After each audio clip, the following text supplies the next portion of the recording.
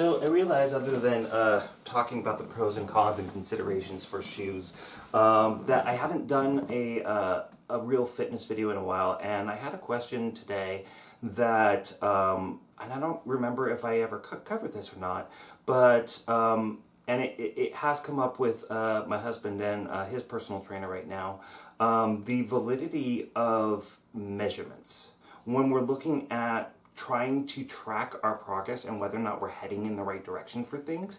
And my husband's trainer had Jet wanted to take I think circumference measurements, and the trainer said that he didn't believe in them because they do not tell you what kind of change is happening in the body. And I don't necessarily, like, I agree and I disagree with that statement, right? So when we look at the various ways that you can measure progress and to understand whether or not you are heading in the right direction when you are going through a fitness program and whether or not you're heading towards your goals, there are multiple tools and all of them have their pros, cons, and limitations, and you can't just write off one because you recognize that there is a limitation there. The most common one that is highly criticized is your BMI, because it is a ratio between your weight per your height, and it doesn't tell you where that weight is coming from, whether or not you hold more water than other people, or whether or not it's fat, or whether or not it's muscle. It's just weight and how tall you are, and that's really all that it comes down to. Whereas if you were to do a body fat percentage, there are factors that are going to affect how accurate that measurement is going to be, right? If you're going to go into a specialist office where you go into a dunk tank, that might be one of the more accurate ways for you to actually get a good reading, or if you go into the capsule where they use basically like an ultrasound to try to estimate, what body fat percentage you are. Those are things that can be very expensive, and that can be the limitation for them. But they're going to be more accurate than, say, a bioelectrical impedance or a pinch test.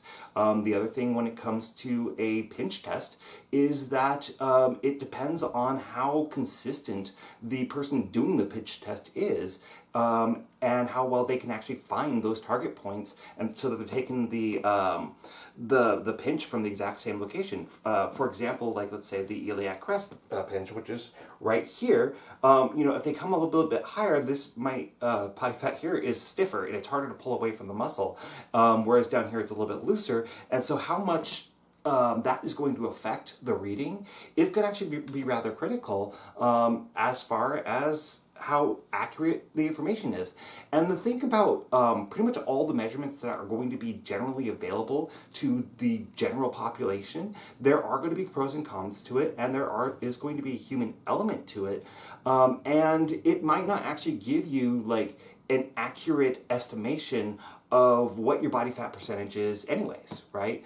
But the thing is that when I do a pinch test with clients, for example, I try to be very, very accurate, and I have actually started using tape measures and things like that and marking the spot so that I know that I'm going at the same spot every single time. So I'm trying to find ways of increasing my consistency so that I can give people better readings. But is the point that I'm necessarily going to by doing that particular method, are those points going to end up being the actual right points that the test was based off of, that the tables that you cross-reference in order to interpret the measurements that you have, whether or not that's giving you an accurate body fat percentage reading, and does that even matter?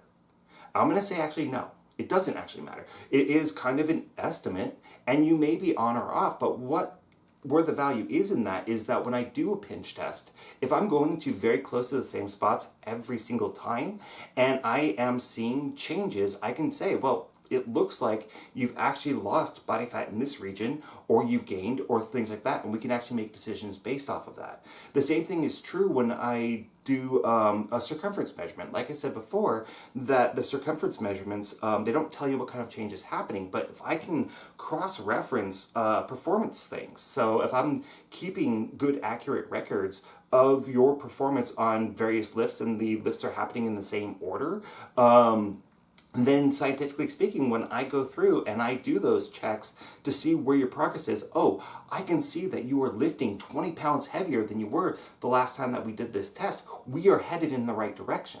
So, it's not that the tests themselves are not valid.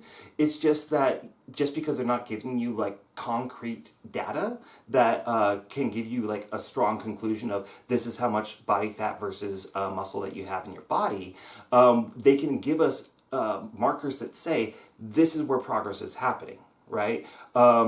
And going back to bioelectrical impedance, so the thing about bioelectrical impedance is that there are various different devices, and what it's doing is it's measuring resistance going through your body. And the theory is that muscle, being predominantly water, is easier for electricity to move through than fat, which is less conductive. And so there's more resistance when there is more fat. But the electricity is going to follow the path of least resistance. If you're wet or sweaty or anything like that, it's going to change the reading. And the other thing is that there's going to be a path. So if you have, one of the things that you just hold here, and the path is just through here, it's only measuring through here. But if you're somebody that stores your body fat lower down on your hips, maybe in your butt or something in your thighs or something like that, it's not going to read all that fat. So it's going to give you a limited answer as far as its accuracy goes. Some scales just go from the feet, the hips, and back out the other foot. And if you are like me and you tend to store more weight up in your chest and shoulders areas before you do the lower end, then when you do that, it's not going to give you an accurate reading on that. And some scales actually have both the handles and the feet, and so it's going to give you more accurate reading. But again, there are limitations to that particular test. So does it mean it's useless? No. It means that we understand that there are limitations to the test, and that we can just take the readings with a grain of salt. But those limitations will still show progress. Right? So if I did a bioelectrical impedance that's just the hand here, and even if I store most of my weight down here, all my fat, and it just goes through here, and I check it 6 months apart, right? And I see that it's dropped 5-10%, right, since the last time I did it. That doesn't mean that, okay, there's a faulty reading there, or the readings might not be completely accurate or representative of my body fat composition overall, but it is saying that there is a change, that it's recognizing it is a significant change, and therefore the results are useful, right? So it's not always necessarily about getting 100% concrete data that is 100% sure that it is accurate and is completely definitive, right, of what your condition is. What it's doing is it is marking progress, it's marking change, and various tools have different utility that can give you good quality information, or at least give you guidance that you are at least heading in the right direction. And that's even true when it comes to the bathroom scale that doesn't have a bioelectrical impedance, doesn't do any type of advanced scan or anything like that. It's just telling you your relationship to gravity. Over time, a significant change will be read on there. And if you're feeling like your clothes are changing, like they're falling off of you, you have to wear a belt now and you didn't have to, maybe you feel like you have to go shopping, you're definitely more firm, and you step on the scale and you see that your body weight's gone up when you were trying to lose body weight. Well, muscle does technically weigh more than fat, and it's going to take up less space. So you can interpret that as, even though your data is very, very limited, is that from the changes that you are seeing and that you are registering that are not the scientific changes, we can actually assume that what's happened is that you've put on muscle and you've lost fat, even though the scale is saying you put on weight.